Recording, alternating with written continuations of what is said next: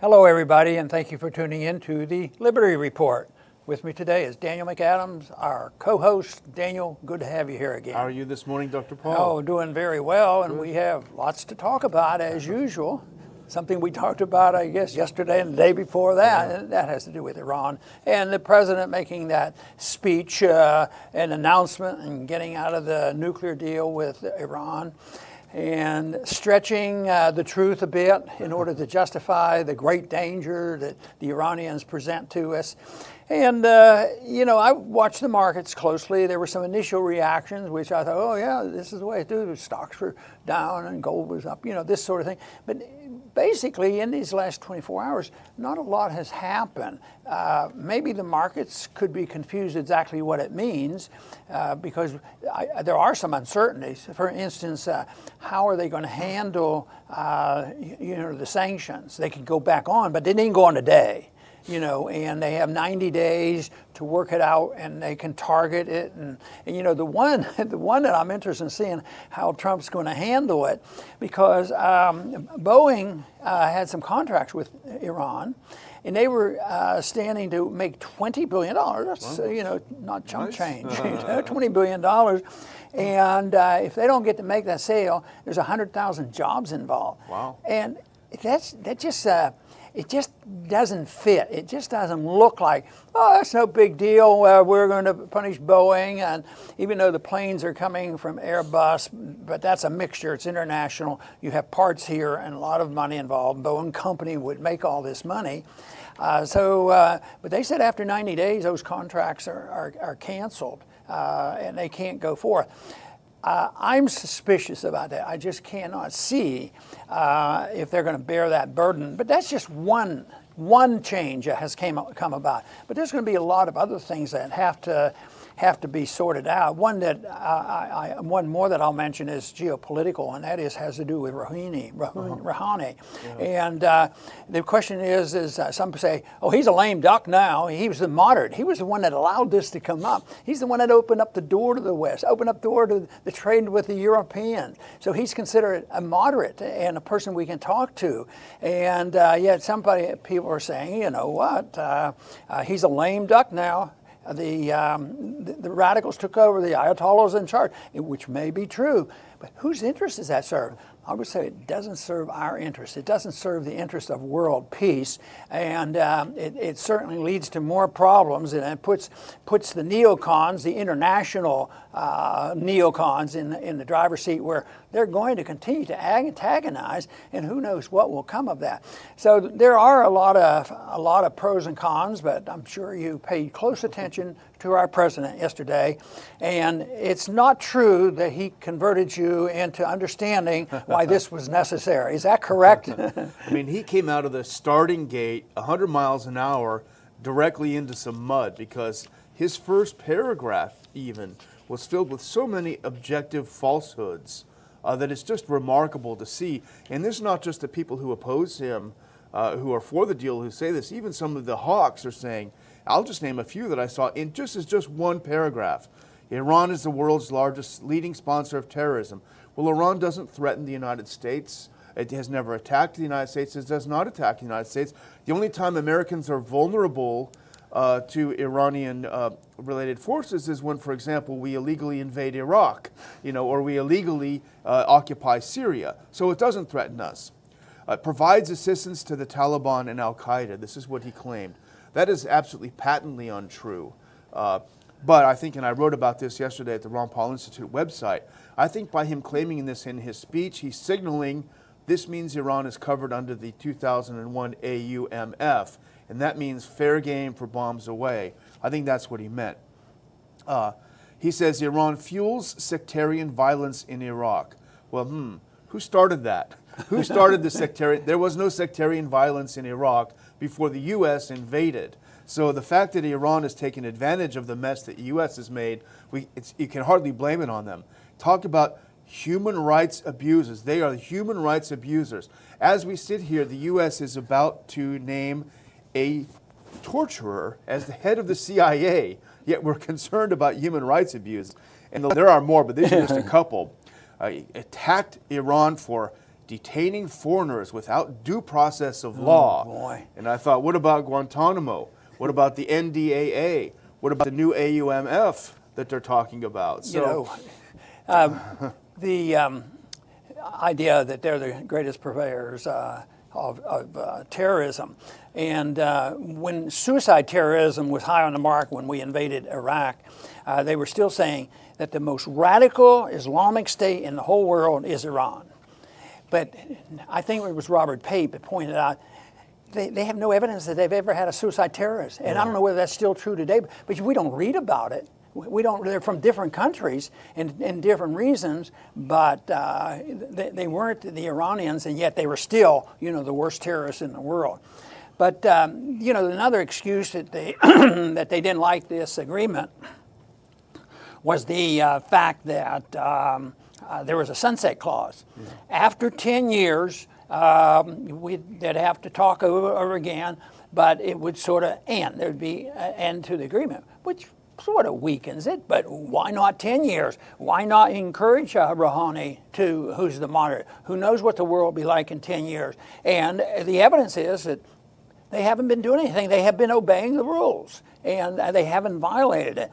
But if it's sunsetting that they thought was so dangerous, yesterday, that's what Trump did. Yeah, he sunsetted the whole thing. And now, and of course, the Iranians threatened, well, if you do it, we're going to do this. But it looks like they backed down on this. They're doing a much better approach right now. They want to talk to the French, and the Germans, because there's money involved, and somebody's going to, since those planes are actually, I think the French and the Italians are involved in, they're going to like to preserve that Boeing contract, and how can they do that without restoring and making an exception? I've always assumed, and I have no evidence, that a company like Boeing generally are pretty close to the deep state. They're military, they're part of it. So I don't think Boeing's going to get stuck, and it's this sunsetting. I just think it's a bit hilarious. We don't want it to sunset in 10 years and have them have all these advantages of peace. What we want to do is sunset it today. He did it, and we're on the day afterwards, and now we'll try to sort it all out. That's a great point. I mean, the whole idea that a negotiation is a zero-sum game. We either win 100%.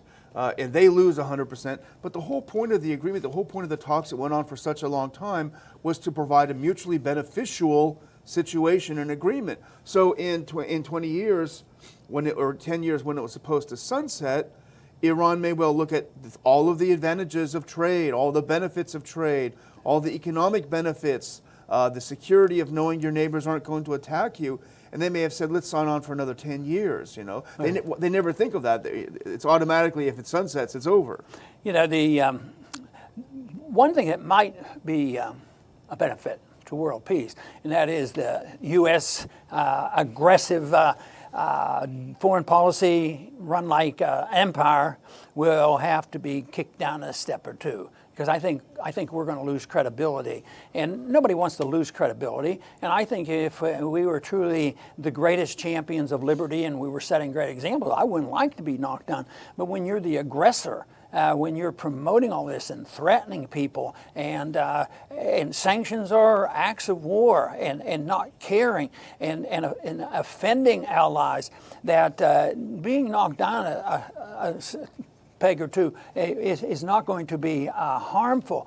But I think one thing, I think this was a trick they all played, and that had to do with the Korean peace. I mean, we've talked about that. We hope that it works and all, but there's always this option. But if they don't do what we tell them, and that we're not going to, we'll walk away from this.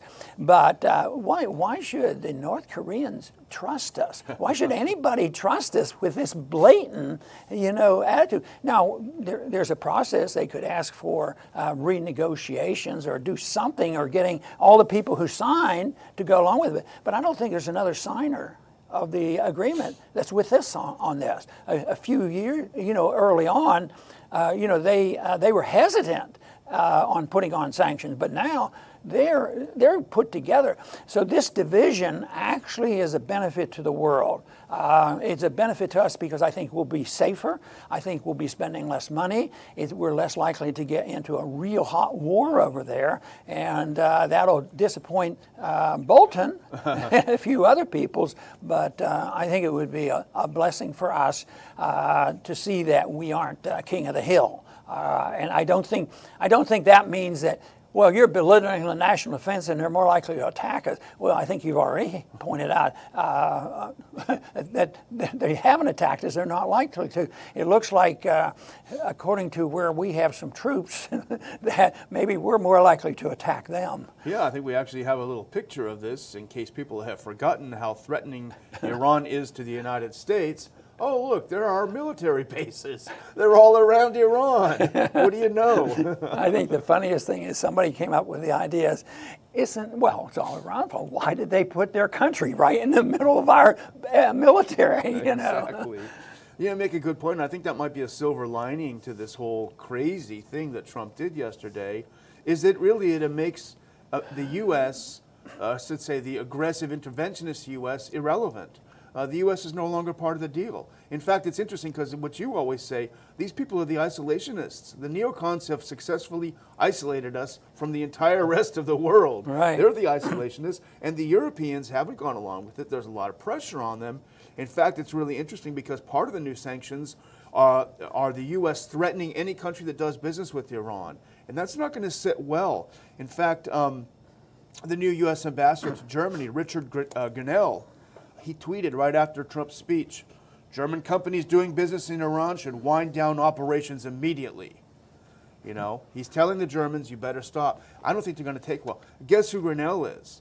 He is the new ambassador, of course, but he was an aide to John Bolton when Bolton was at the UN. Never would have guessed. We talk a lot about how the neocons trickle down into the second and third tier, and that's where they do so much damage, and that's what he's doing. The other place where we are potentially going to get knocked down, not only in the geopolitical discussions going on that we have a weaker position, but in dollar hegemony, the dollar diplomacy, that may be changing. Maybe we will not remain the king of the hill on the dollar either, because once again, what did Iran do recently? They sold some oil using the euro, and they sold it to Russia. You know, and then there's always the talk about the Chinese coming up with a currency. They have a long way to go to take over the world currency, but we never put up with anything. You know, when Libya wanted to buy and sell oil in something other than the dollar, when Saddam Hussein did that, you know, they weren't treated gently. They were treated harshly. And now the conditions may be such that they can get around this. I don't know why Iran can't sell with China and Russia, and they can find a currency and soften the position of the Europeans. You know, even though the Europeans go with us and we throw our weight around, I still have worked on the assumption that when push comes to shove and we're knocked down a notch, that people that we have offended over the years will pile on. And it looks like that could evolve, you know, in that way, and that Iran won't suffer quite as much. Although the oil price has gone up some, it hasn't, you know, skyrocketed. It isn't like their oil is going to disappear. Besides, there are other factors pushing oil up, like the Saudis are wanting to push it up anyway, and they're restraining, they're manipulating the markets. But it's something to. So we have the geopolitical and the politics of that, as well as the financial, because it's the financial weapon that we wield. We tell them, you do this and we are going to deny your access to international exchanges with the dollar. And that still has a lot of power behind it, but I think it's weakening. Yeah, and I think, you know, the U.S. is operating under the delusion that we can return to the pre-2015 era, when virtually the entire world was united on sanctions against Iran. And that simply isn't the case. There is no way that China and Russia, who were key in the pre-2015 sanctions, there's no way they're going to sign up to sanctions again. It's not going to happen, even if the UK, France, and Germany, go wobbly and sign on. The EU as such is not going to be able to. The Italians have already said no way, and I'm sure there are a lot of other countries, Central European countries, are not in favor of getting out of the deal. So the world is not the pre-2015 world. It has changed. No matter what the neocons think, they're not creating a new world every day. So it's just amazing how foolish this move was from that perspective. Well, you know, the move against Syria, beginning I think in 2010 with Obama, is ongoing, and now that with Russia's help, Syria's doing quite well in preserving at least part of their country.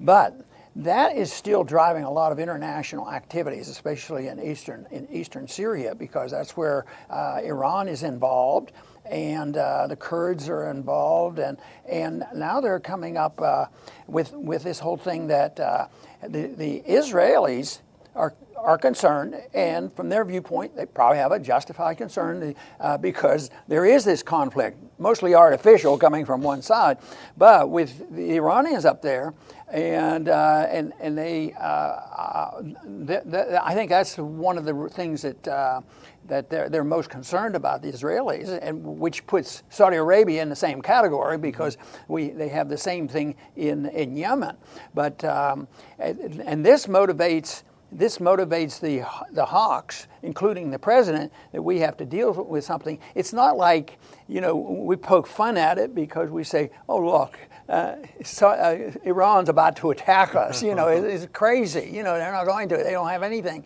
But they still are players in this whole thing, and they're building it up, but it's incessant. You know, to me, the basic fight has always been Arab Sunnis and then Persians Shia. Yeah. And that's ongoing. And then, of course, then you have your allies, our allies with one group and Israel allies, and it gets on and on.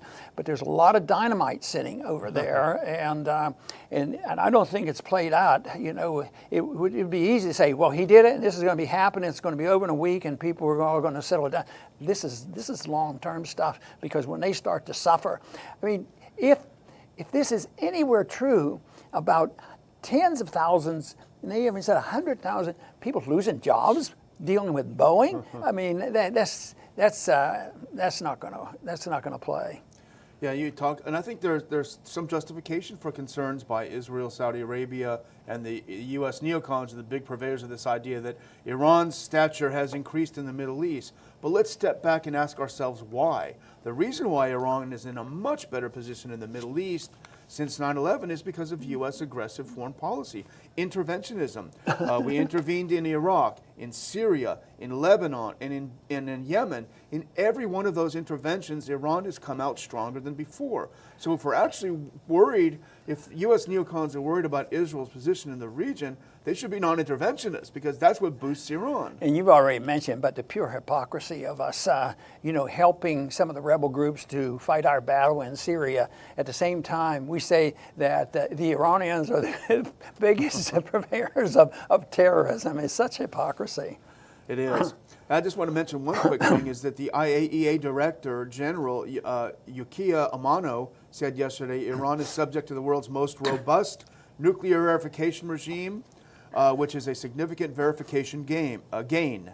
As of today, that's yesterday, right after Trump spoke, the IAEA can confirm that the nuclear-related commitments are being implemented by Iran.